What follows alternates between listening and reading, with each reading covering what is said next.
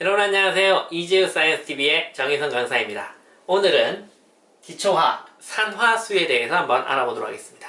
자, 산화수라는 것은 무엇이냐? 산화된 물인가? 라고 생각할 수 있는데 사실은 산화수라고 해서 숫자 수가 되겠습니다. 즉, 우리가 지난 시간에 산화반응이다, 환원반응이다 라고 얘기했었지만 무엇을 기준으로 두느냐에 따라서 산화냐, 환원이냐 달라질 수가 있다고 했었습니다.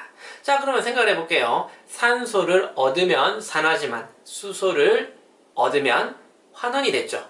자, 그러면 하나의 물질이 수소와 산소를 동시에 얻으면 산화라고 얘기해야 될까요? 환원이다라고 얘기해야 될까요? 자, 이런 식으로 무엇을 기준으로 하느냐에 따라서 산화, 환원 반응이 달라졌는데 이때 변화가 두 가지가 동시에 일어난다라고 하시면 어떤 것을 기준으로 해야 될지 모르게 됩니다. 자, 그러면 이때 산화도 되고 환원도 된 것 같은데 무엇을 더 우선시해야 되느냐?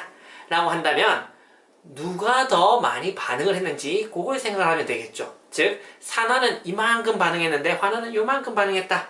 그럼 결과적으로 전체적으로 산화가 더 많이 됐으니까 산화되었다라고 얘기할 수도 있어야 되겠죠. 자, 이런 식으로 산화되는 정도, 환원되는 정도를 이야기하고 있는 것이 바로 산화수가 되겠습니다. 자, 그러면 산화수다라고 하는 것은 어떻게 숫자를 매기느냐에 따라서 얘는 산화되었다, 환원되었다 라고 얘기할 수가 있는데 이때 기준이 어떻게 되는지 딱 정해둔 게 있으니까 그거에 대해서 한번 이야기해 보도록 할게요. 자, 먼저 산화수다라고 하는 것에 기준을 삼는다라고 하시면 일단 첫 번째, 호돈소는 모두 산화수가 0이다 라고 생각할 수가 있겠습니다. 자, 호돈소의 산화수는 0이다 라고 했는데 호돈소가 무엇이었죠? 호돈소다라고 하는 것은 하나의 원소로 된 물질을 말하고 있습니다. 자, 그러면 예를 들어서 어떤 것들이 있느냐? 자, H2 수소 분자입니다. 자, 수소 분자 같은 경우에는 하나의 원소로 만들어져 있기 때문에 얘는 호돈소, 즉 산화수는 0이다 라고 볼 수가 있고요. O2 산소 역시 호돈소, 염소 호돈소, 헬륨 하나의 원소로 되어 있으니까 얘 역시 호돈소. O2가 0인데 O3도 0이 됩니다. 어찌됐든 산화수는 0, 호돈소이기 때문에 모두가 0이 된다라고 보실 수 있습니다. 자, 그러면 호돈소가 아닌 경우에는 어떻게 될까요? 화합물이 있습니다. 화합물의 경우에서는 기준이 되는 원자들이 있습니다. 누구냐? 바로 수소와 산소가 됩니다. 화합물 속에서 수소와 산소의 산화수는 정해져 있으니까 꼭 기억해 보도록 하겠습니다.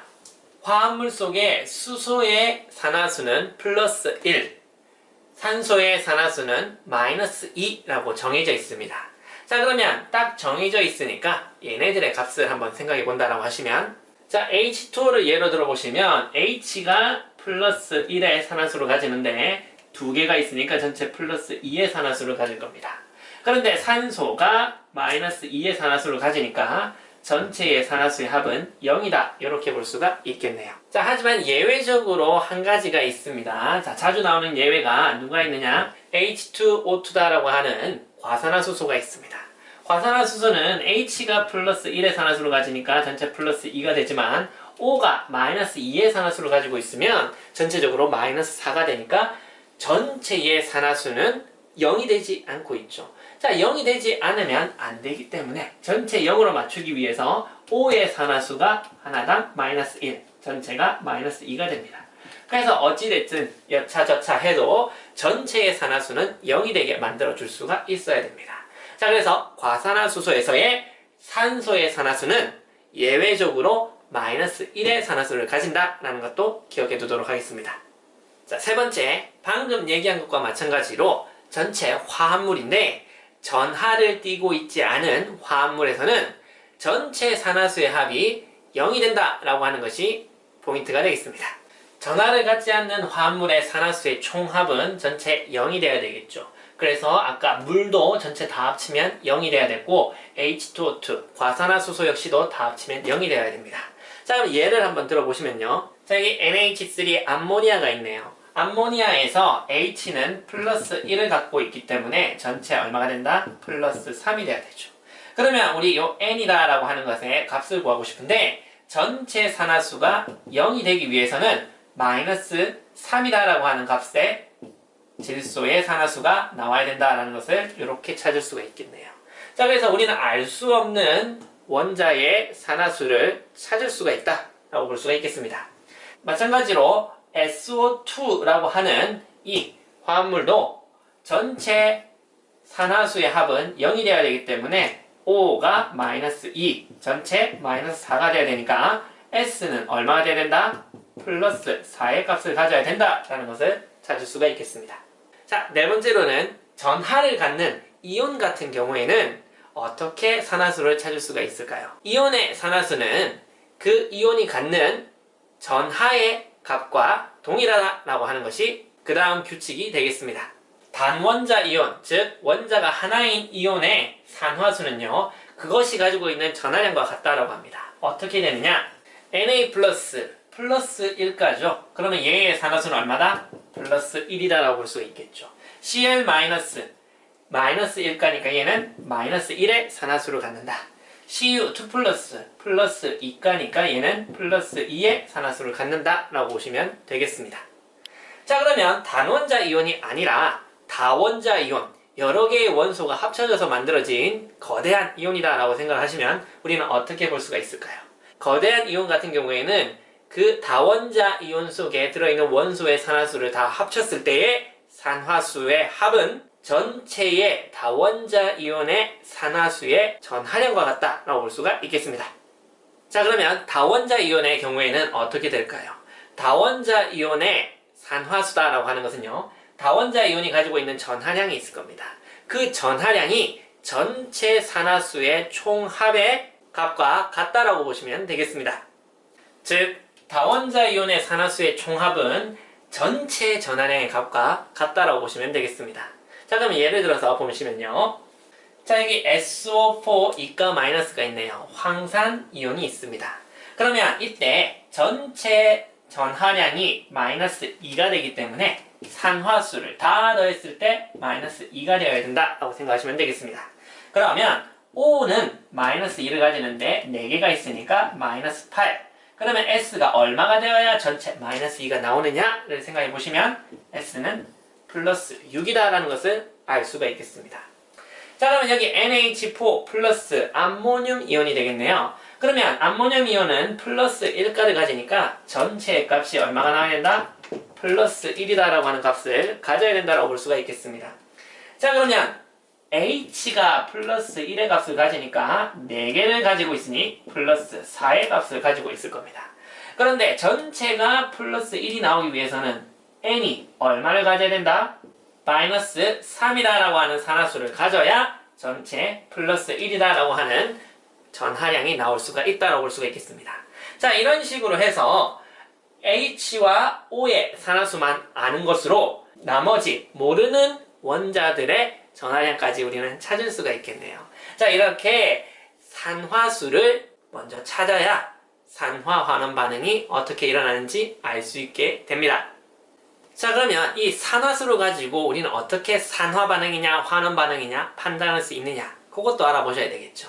자, 그러면 산화수를 가지고 산화 환원 반응을 판단한다면 산화라고 하는 것은요, 산화수가 증가하는 반응이 되겠습니다. 즉, 반응 전과 반응 후를 비교했을 때 산화수의 값이 증가하는 물질은 산화되었다라고 얘기할 수가 있겠습니다.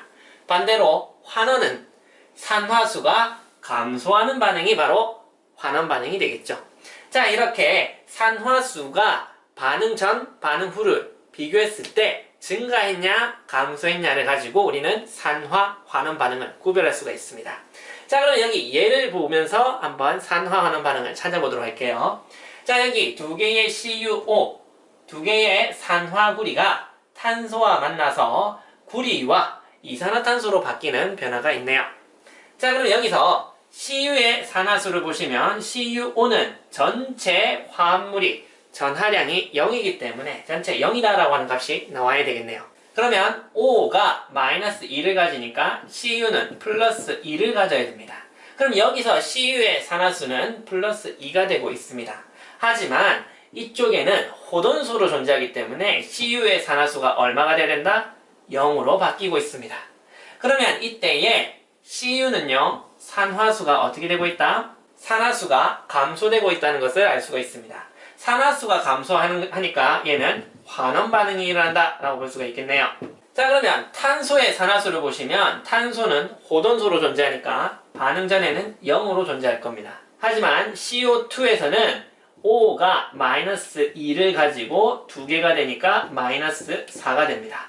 전체 화합물이 0이 되기 위해서는 플러스 4의 산화수를 가져야 되겠죠. 그러면 얘는 0에서 플러스 4로 산화수가 변하고 있습니다.